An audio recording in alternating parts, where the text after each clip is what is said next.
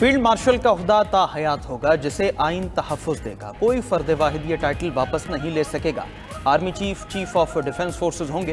हुकूमत ने 27वीं आइनी तरमीम काबीना से मंजूरी के बाद सेनेट में पेश कर दी। मुख्तलिफ आर्टिकल्स में 48 तरामीम तजवीज़। फौजी ढांचे में बड़ी तब्दीली लाई जाएगी। फील्ड मार्शल के साथ मार्शल ऑफ एयर फोर्स और एडमिरल ऑफ फ्लीट का एजाजी ओहदा ता हयात रखने की तजवीज़।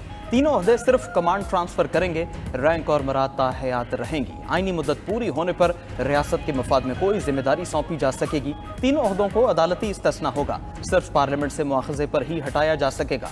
चीफ ऑफ डिफेंस फोर्स वज़ीर-ए-आज़म की मुशावरत से नेशनल स्ट्रेटेजिक कमांड का सरबरा मुकर्रर करेंगे। तरमीमी मुसवदे के तहत मौजूदा chairman joint chiefs of staff committee की रिटायरमेंट पर ओहदा भी खत्म हो जाएगा। चीफ ऑफ डिफेंस फोर्सेज का नया ओहदा मुतारफ होगा जो आर्मी चीफ संभालेंगे। आर्टिकल 248 के तहत सदर ममलकत को हासिल इस्तिस्ना आला फौजी ओहदों पर भी लागू होगा। मुजवज़ा तरमीम के तहत सदर ममलकत और वज़ीर-ए-आज़म को ताहयात किसी भी किस्म की क्रिमिनल प्रोसीडिंग से इस्तिस्ना हासिल हो जाएगा। इस वक्त सदर को सिर्फ अपनी मुद्दत के दौरान ऐसा इस्तिस्ना हासिल है।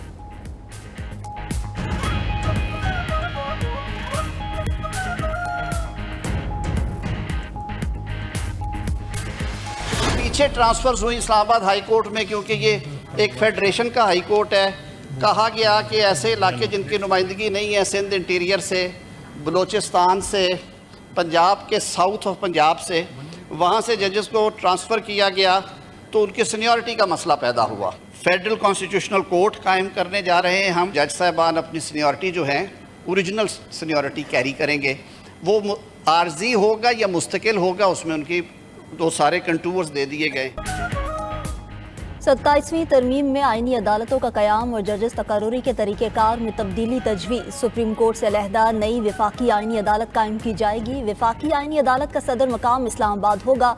आईनी अदालत के चीफ जस्टिस की मुद्दत मुलाजमत 3 साल मुकर्रर होगी। 68 बरस उम्र होने पर रिटायर होंगे। आईनी अदालत को वफाक और सूबों के दरमियान तनाज़ात सुनने का इख्तियार होगा। आईनी अदालत में तयनाती से इनकार करने वाला जज रिटायर्ड तस्वुर होगा। मुसवदे के मुताबिक जुडिशल कमीशन में वफाकी आईनी अदालत और सुप्रीम कोर्ट दोनों के चीफ जस्टिस शामिल होंगे। वफाकी आईनी अदालत के फैसले सुप्रीम कोर्ट समेत तमाम अदालतों पर लागू होंगे। सुप्रीम कोर्ट के फैसले आईनी अदालत पर लागू नहीं होंगे। 27वीं तरमीम के जरिए वज़ीर-ए-आज़म और वज़राए आला के मुशीरों की तादाद में इजाफा भी तजवीज़। वज़ीर-ए-आज़म को 7 और वज़राए आला को 17 मुशीर रखने की इजाज़त हो जाएगी। काबीना का हजम पार्लियामेंट के अराकीन की तादाद का 13% करने की इजाज़त होगी। बलूचिस्तान असम्बली की नशिस्तों में इजाफे और एक ही वक्त में सेनेट इंतखाबात कराने से मुताल्लिक तरामीम भी सेनेट में पेश। पीपल्स पार्टी के इनकार के बाद NFC, बल्दियाती निज़ाम और 18वीं तरमीम से मुताल्लिक अमूर 27वीं तरमीम में शामिल न किए गए।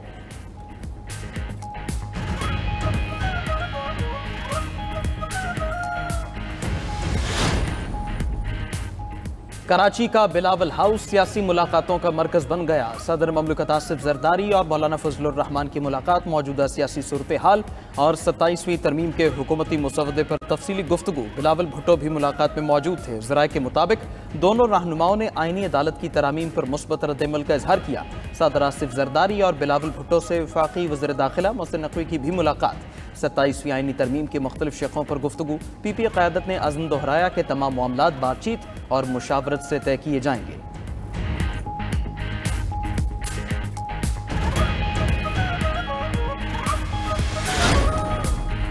वज़ीर-ए-आज़म शहबाज शरीफ ने इत्तेहादी जमातों के सेनेटर्स को आज इशाइये पर मदऊ कर लिया। 27वीं आईनी तरमीम से मुताल्लिक एतमाद में लेंगे। काबीना में 27वीं तरमीम की मंजूरी पर वज़ीर-ए-आज़म इत्तेहादी जमातों के मशकूर बोले।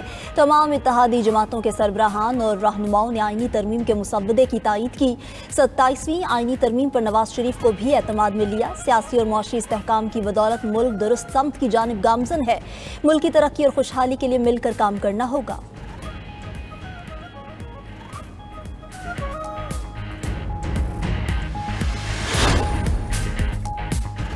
अपोजिशन ने मुजवज़ा 27वीं आईनी तरमीम मुस्तरद कर दी। अपोजिशन इत्तेहाद तहरीक तहफ़्फ़ुज़ आईन पाकिस्तान का 27वीं तरमीम के खिलाफ मुल्कगीर तहरीक चलाने का ऐलान। कौमी असम्बली और सेनेट में नामजद अपोजिशन लीडर महमूद अचकज़ई और अल्लामा नासिर अब्बास की मुलाकात। दीगर रहनुमा भी शरीक हुए। अल्लामा नासिर अब्बास बोले, अवाम रोज़ाना 8:30 बजे अलामती एहतजाज करेंगे।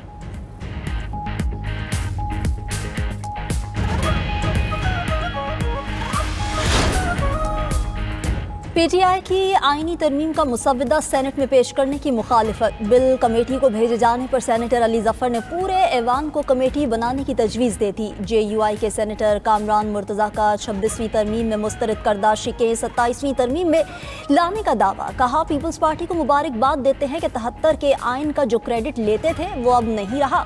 आपने आइन को शख्सियात के लिए बना दिया, जैसे मर्जी है इसका हुलिया बिगाड़ लें।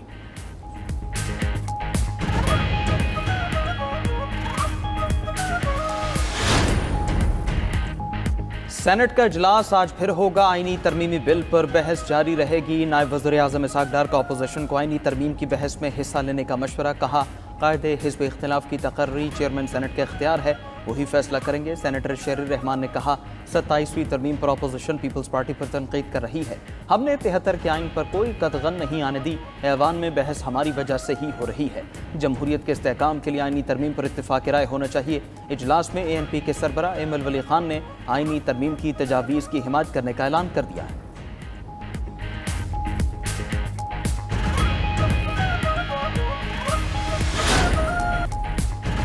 कॉल सेंटर्स के जरिए माहाना करोड़ों रुपए भत्ता और गैर कानूनी कारोबार की पुश्तपनाही का इल्जाम। NCCIA के 13 अफसरान के खिलाफ मुकदमा दर्ज। FIA एंटी करप्शन सेल के मुताबिक स्कैंडल में 2 एडिशनल डायरेक्टर्स, डिप्टी डायरेक्टर्स और सब इंस्पेक्टर्स शामिल हैं। मुल्जिमान पर 250 मिलियन रुपए से जायद की रकम लेकर गैर कानूनी कॉल सेंटर्स को कानूनी तहफ़्फ़ुज़ फराहम करने का इल्जाम है।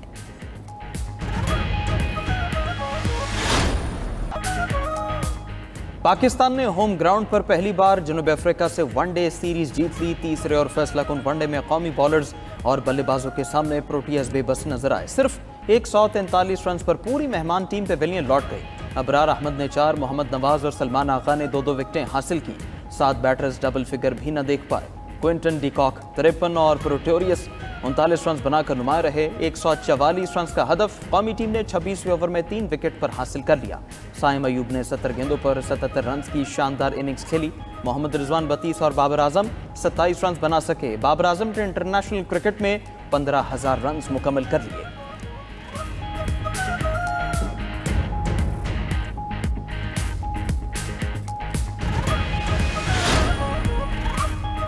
वज़ीर-ए-आज़म शहबाज शरीफ की वनडे सीरीज जीतने पर कौमी टीम को मुबारकबाद। कहा, टीम ने जनूबी अफ्रीका के खिलाफ सीरीज में शानदार खेल का मुजाहरा किया। उम्मीद है आइंदा मैचेस में भी कौमी टीम अच्छी कारकर्दगी दिखाएगी।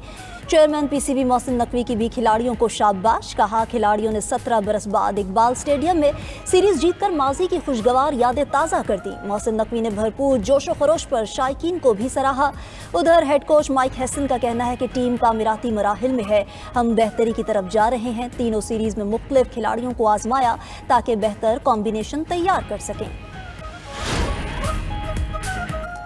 पंजाब में chief minister IT internship programme का आगाज। IT और कंप्यूटर साइंस ग्रेजुएट्स को मारूफ सॉफ्टवेयर हाउसेज में इंटर्नशिप का मौका मिलेगा। 5 माह की इंटर्नशिप के दौरान 50,000 रुपए स्कॉलरशिप दिया जाएगा। 4 साल में डिग्री मुकम्मल करने वाले पंजाब के रिहायशी IT ग्रेजुएट ऑनलाइन अप्लाई कर सकते हैं। उधर पंजाब काबीना ने मोटर व्हीकल ऑर्डिनेंस 1965 में तरामीम की मंजूरी भी दे दी। चालान का जुर्माना कम से कम 2,000 रुपए और ज्यादा से ज्यादा 20,000 रुपए तक करने की तजवीज़।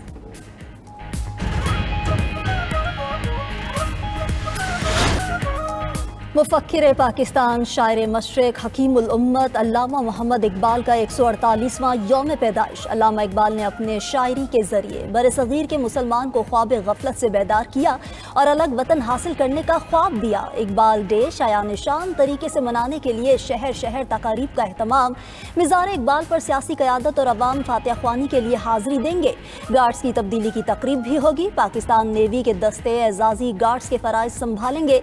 वज़ीर-ए-आज़म ने अपने पैगाम में इकबाल का फ़लसफ़ा खुदी नौजवानों के लिए मशअले राह करार दिया। बोले, इत्तेहाद और इत्तफाक पर इकबाल की सोच सबके लिए मशअले राह है।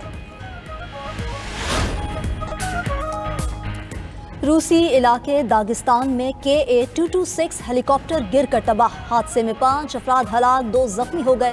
खबर एजेंसी के मुताबिक रूसी हेलीकॉप्टर ज़ेरे तामीर इमारत से टकराया। वाक़े की वजह मालूम करने के लिए तहकीकात जारी है।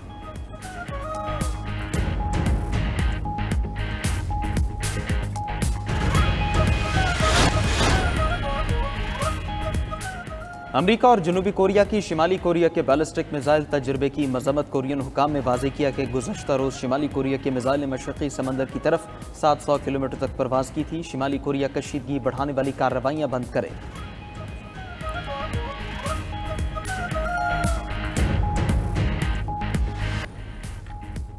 तंजानिया में अपोजिशन पार्टी के सीनियर ओहदेदार अमानी गोलगोवा गिरफ्तार। पुलिस ने 9 दीगर अफराद को भी इंतखाबात के दौरान पुरतशद्दुद मुजाहरों के इल्जाम में गिरफ्तार किया। इंसानी हुकूक के कारकुनों का कहना है कि सिक्योरिटी फोर्सेस ने 1000 से ज्यादा अफराद को हलाक किया। हुकूमत ने यह अदाद-ओ-शुमार मुबालगा आमेज करार दिए और अपनी हलाकतों की तफसीलात नहीं बताई। प्रोसिक्यूटर ने 145 अफराद पर गद्दारी के इल्जामात आयद किए हैं।